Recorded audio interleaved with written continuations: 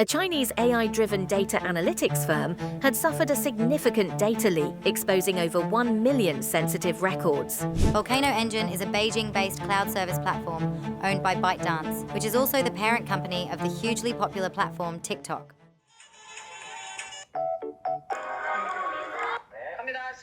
딸내미 방을 넓혀보자. 여자가 무인도에 예쁜 다리로 그림도 없나요? 오레오 맛있죠? 지금 이 앱 익숙하시죠? 그리고 또 하나 더 결정적으로 이 앱 아직도 핸드폰에 깔려있다면 지워야 될지도 모릅니다. 최근 개인정보위원회랑 해외 외신을 통해서 엄청난 사실이 밝혀졌는데요. 최소 150만 명 여러분의 정보가 중국으로 유출되고 있습니다. 억울은 같겠지만 이 딥시크가 한국 서비스 기간 동안 여러 나라들의 이용자 데이터를 동의 없이 넘겼습니다.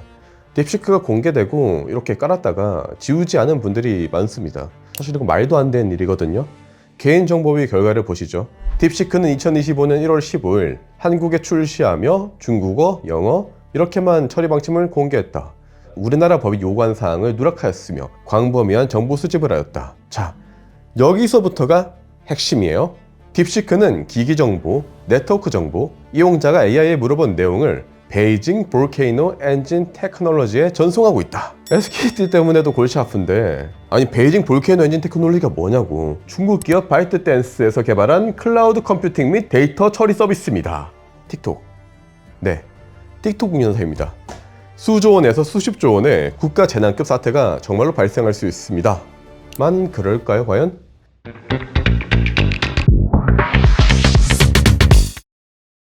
제가 사실 먹으로의 호드값 잘 뜨는 건 인정합니다만 지금 이 딥시크 사태는 SKT 유심만큼이나 외신에서 많은 관심들을 받고 있는데 단순한 앱 이슈가 아니라 삼성전자나 하이닉스 같은 기업들의 기술 유출과 직결이 될 수 있기 때문이에요. 물론 사내에서는 타사 LLM 사용을 금지합니다. LLM은 챗GPT, 클로드, 제미나이 같은 것들입니다.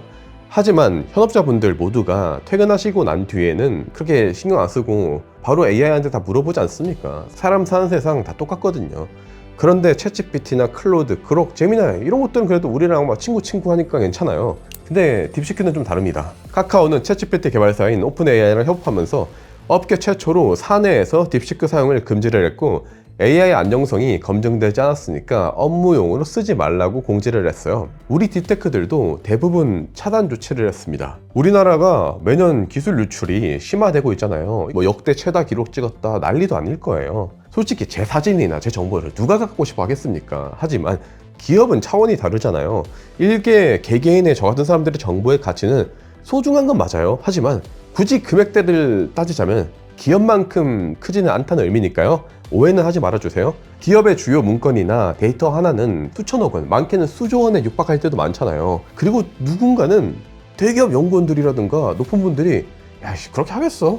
라고 반문하시는데 디테일은 제가 거짓말을 할게요. OS 대기업의 이제 연구팀과 그때 같이 협업을 하고 있었거든요. 근데 그날이 점심시간이었습니다. 저는 그때 이제 샘플 만드는 시간이 점심시간이랑 좀 애매하게 걸쳐서 이거 다 끝나고 점심 먹으러 따로 갔어야 됐거든요. 보통 근데 다들 아시다시피 샘플 돌려놓고 이렇게 안 보고 있습니다. 저는 그때 아이패드 들고 와가지고 이거 광고 아니고 모바일 배그 하고 있었어요.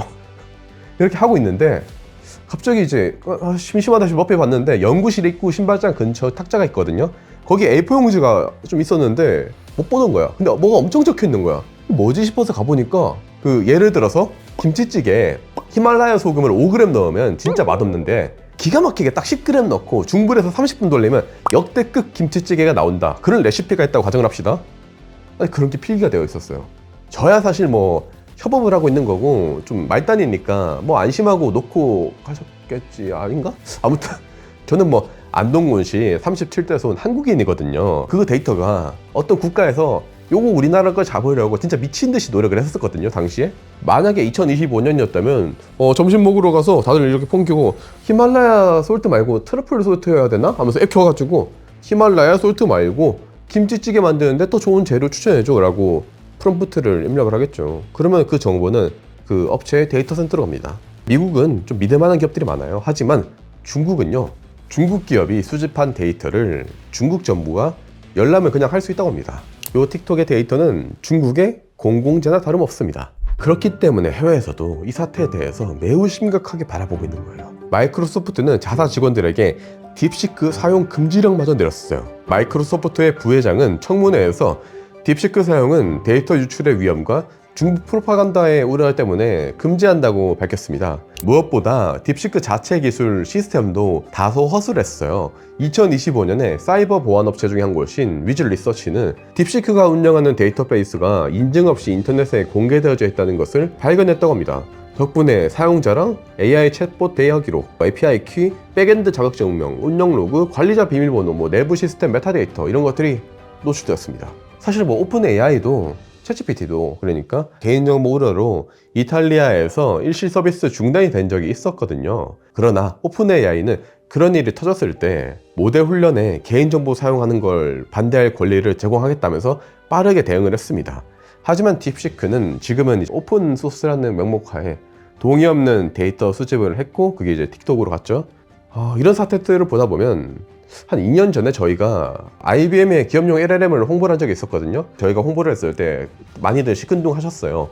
왜냐면 의사결정권자 분들은 LLM을 모르는 분들도 계셨고 또 필요성을 모르시는 분들도 계셨거든요. 근데 요즘은 또 분위기가 달라. 제가 최근에 AI 관련된 강연을 굉장히 좀 자주 가고 있어요. 코엑스에서 최근에 열렸던 한 행사에서는 중소 중견기업의 의사결정권자 분들과 현업자 분들께 AI를 쓰는 게 좋은 이유에 대해서 강연을 했어요. 포스텍에서도 어떻게 AI를 써야 여러분들이 잘 쓸 수 있는지 그런 것들을 강연을 했어요. 예전에는 안 그랬거든요.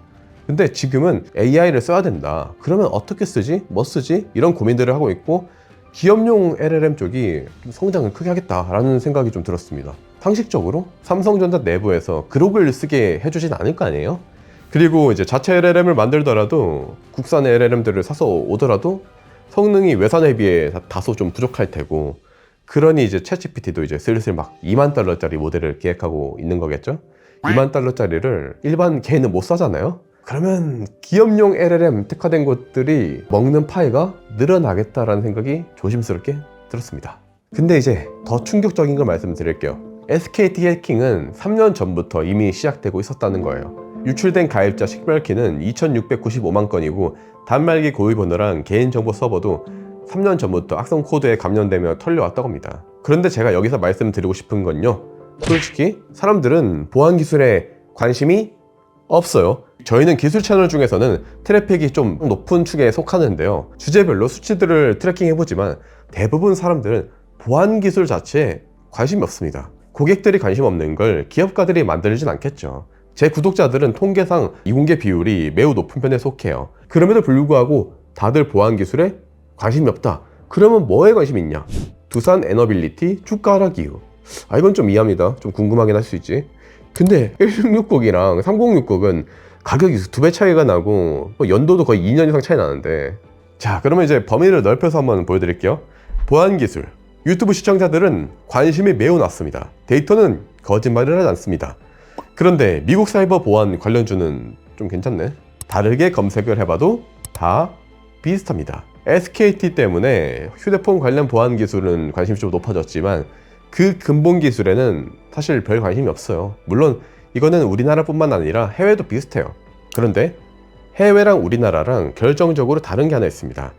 미국이랑 EU는 솔직히 소비자들이 관심 안 가져도 기업이 관심 안 가졌다 걸리면 벌금이 한국에 한 10배는 된다 이거지. 어쩌면 진짜 문제는 시스템일 수도 있겠다. SKT? 솔직히 이번 사태 이제 한 많아야 벌금 한 몇십억 내겠죠? EU가 근데 2023년이었나? 메타한테 벌금 얼마 때렸는지 아세요? 12억 유로. 현재 시간 기준으로 한 1조 9천억에서 2조 정도 할 거예요. SKT가 EU에 있었으면 SKT 영업이익이 1조 8천억 원인데 그걸 다 토해내야 돼요. EU는 기업의 강력한 벌금과 집단소송 구조, 미국은 정부 차원의 예산과 산업 육성을 합니다. 어느 정도냐면 미국 연방정부가 나서서 사이버 보안 주식을 밀어줄 정도로. 근데 한국은 상대적으로 벌금도 낮고 상대적으로 책임도 좀 적어. 저는 그래서 여러분들이 많이 관심을 가져주셔야 이게 바뀐다고 생각해요. 대권 주자들에게 보이도록 이런 영상들 딱 지금 좋아요도 좀 눌러주시고 공유도 많이 해주세요. 여유 있는 분들은 유료 구독으로 후원해 주시면 구독료는 실제로 대한민국 이공계 종사자분들께 쓰이고 있습니다. 많은 구독도 부탁드리고요. 아무튼 중요한 점은 관심이 없으면 시스템이 안 바뀐다는 거예요. 시스템이 안 바뀌면 그냥 무한 반복입니다. 우리가 먼저 관심을 가져야 시스템도 바뀌게 됩니다. 헨리 포드는 이런 말을 남겼죠. 항상 하던 대로만 하면 항상 어떤 것만 얻게 된다.